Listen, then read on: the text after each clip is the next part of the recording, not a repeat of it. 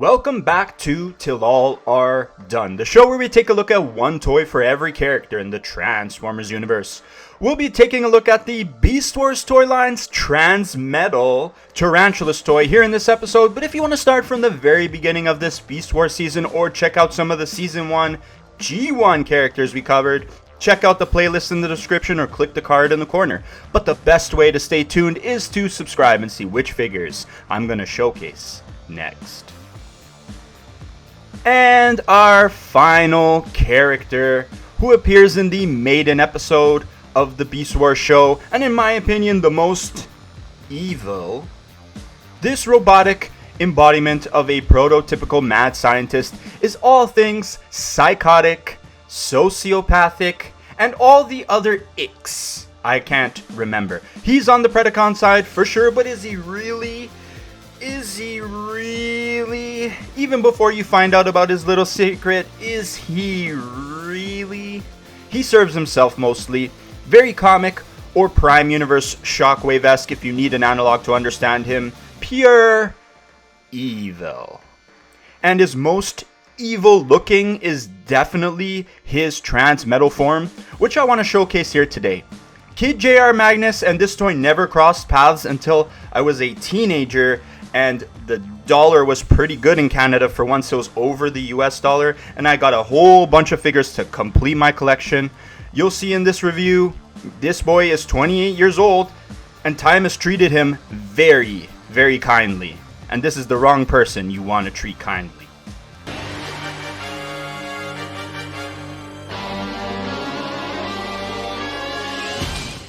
We'll start in the robot mode, and here he is, Beast Wars Transmetal Tarantulas, blurring the line between Dr. Frankenstein and Frankenstein's monster. He is somewhere in the middle. The purple coloration from the original form definitely looked great. I like it a lot, but this metallic blue is certainly looking something astonishing in this new form. And the purple is not completely abandoned either. It now accents the deco nicely, along with this very nice bronzy orange they went with. Plus, the little hits of green on the torso, the shoulders, and the back are not forgotten.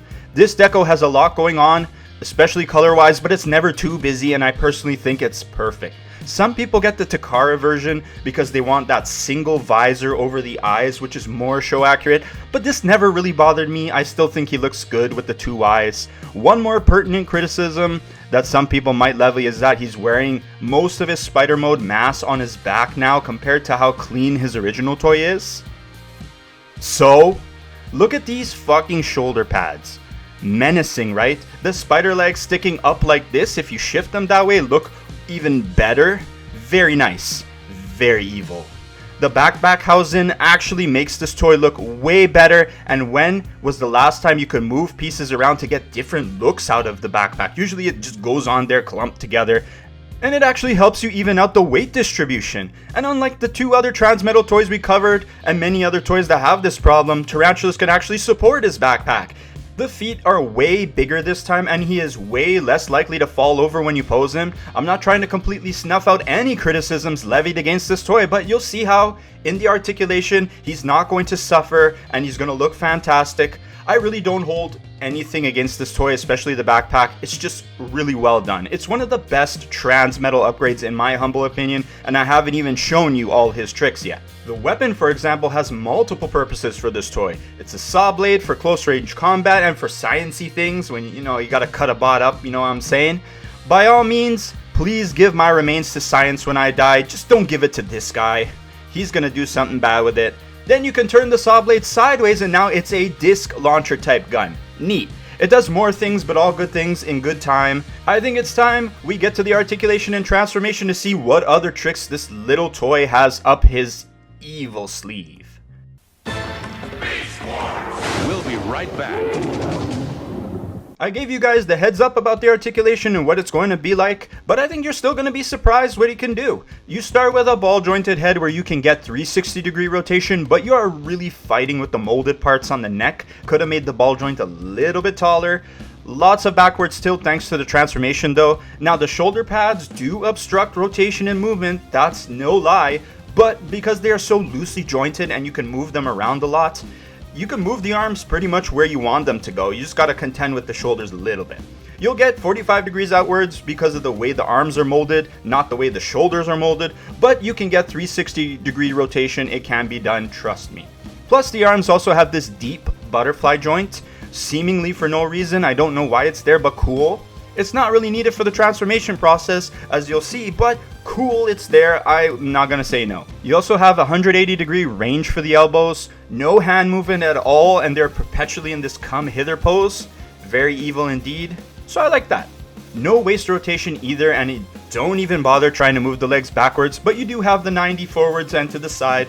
Ball joint at the hips means 360 swivels on the legs and 90 degree ball jointed knees and 360 knee swivels. They opted for pin feet over ball joints, which is a super good thing and will definitely keep the integrity of the toy for a lot longer. My Tarantulas has some fading on the chrome, sure, but he's not wear and tear on the joints, and he poses like nobody's business in spite of the backpack. That's the crazy thing about this toy. He's stunted, sure, but still, he's doing a lot on the articulation front. Tarantulas finds a way. Evil. Yes, evil indeed. And then transforming this robot to beast mode is an absolute blast once you've done it a few times. Real spiders on the desk is not a fun time, but keeping this one on the desk is a much better experience every time. A lot of pieces end up on the opposite side of the toy during the transformation, like the feet becoming the spider... is it pincers? Whatever those things are. I don't know what they're called. I'm not a biologist. And the big shoulder pads moving down to the bottom of the spider abdomen. I know I got that one right. The rest of the transformation kind of makes sense, where there's the head that hides away and the spider head flips up. The arms fold in half and hide away while the spider legs take over. It's not a complex puzzle, you have to solve it all, but it's super fun to do back and forth and quick. Everything tabs, clips, and tucks away perfectly, except for one thing that we'll talk about later. We're back. What you're left with is this terrifyingly evil metal spider as you get Tarantulas into his beast mode. And I'll say it up front that I love this mode, and I'll display him regularly in this mode. Yeah, for sure, it's a bit on the stiff side, it's kind of bricky. Other than the spider legs and the pincers, I think they're pincers. You can correct me in the comment section. But at least I can stand it up on its spider legs and it actually holds its body up. It's not belly dragging itself, which ends up being an issue for most bug formers. I had the problem with Transmetal Waspinator, where he couldn't really do it himself. Scorponok can't really do it himself. And the original Tarantulas toy suffers hard in this department, and therefore the Black Arachnia too. But not here. Each of the 8 legs have their own ball joints, and he's supporting the body no problem, even with his big ass. Now, with ball joints, there's the potential for legs to fail, but you'll need more than half of them to realistically fail and get loose and start running into problems. That's probably not going to happen. It could, but I don't think so. You're more likely to run into the issue where one or both of these rotating parts here won't hold reliably, and that's the one big criticism I have with this toy. They could get loose over time like mine has, and they tend to pop out. It happened to me, and it could happen to you. That's realistically the only bad thing about this toy. Other than that, I think this metallic spider almost kicks absolute ass. The color combination looks as good here as it does in the robot mode as well. I just love it. But I haven't mentioned the mold's famous repaint yet, and it's the only thing that trumps this version slightly. Behold, the Fox Kids repaint. Oh! How do I not have this in my collection yet? It's gorgeous, darling! There are less colors being mixed together and a lot more silver and gray, but it just works for me. It's so piercing with its color choices, especially that hit of green on those same parts as this one. Super metallic looking and super evil. So this toy is an absolute banger. I hope I've convinced you, but it's not over yet. You thought it was over? Remember that he's a Season 2 character, so Transmetal Transformation Mode time, which is super simple to get to. If you already have the weapon properly stored underneath him, meaning it's pegged in both of the pincers, again, comment if I'm wrong, just flip it out and spin the wheel. Then you pull back on the back wheel. Yeah, the shoulder joints actually come together to be a back wheel. You pull that out on the slider joint and then spin the piece together, angling it down.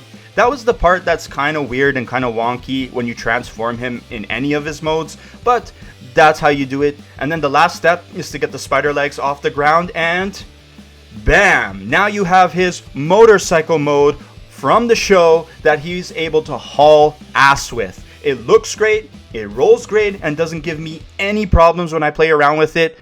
Okay, maybe the saw blade wheel might bend if you put too much pressure, but you have to be a little bit ginger with him, will ya? Even if I wanted to display him, all I have to do is put one of the legs down on the opposite side, and now it looks like he's just displayed in his motorcycle mode perfectly. This mode is so realized it's not even funny. I can't decide if I like this or rat traps better, but honestly, get both. He adds so much variety to your shelf in this mode, and I definitely display him quite a bit like this. Super fun third mode, and definitely one of the best of the toy line they've ever come up with. And on that note, We're back. what do you do when all three modes are going hard and he has an excellent transformation and articulation is still pretty great even with all the backpack components working against it? You give the toy a 5 out of 5 stars like it deserves. I'm serious, this is one of the best toys you can find in the entire Beast Wars toy line. Never mind 1998. One of the best in the whole fucking toy line. I love this Transmetal Tarantulas toy that much. We've celebrated so many good aspects of this toy in the review, and even its shortcomings don't really elicit any negative emotions, not even to dock the toy anyways. This is the peak of what Kenner was creating with 2 to 3 years of practice under their belt, and man, did they create such a fully realized amazing toy. Real ones know this, but I still think this toy is underrated. If you have any interest at all in anything Beast Wars related, and you don't have arachnophobia, get this toy in your hands and put it on your shelf right now. Even with how evil it is, you won't be the evil one for having it. And with that review, we've conquered Beast Wars Part 1 and its 10 characters. Can you believe that in the rest of the season, so 25 more episodes, we only get 4 more new characters? The next one is coming up in our next review, so stay tuned to see who it is, although I guess you could just look it up and see for yourself. If you know, get hyped. It's also a fan favorite character. Thanks for spending your precious time here on the JR Magnus channel. As always, I hope you guys have a good one. Peace out.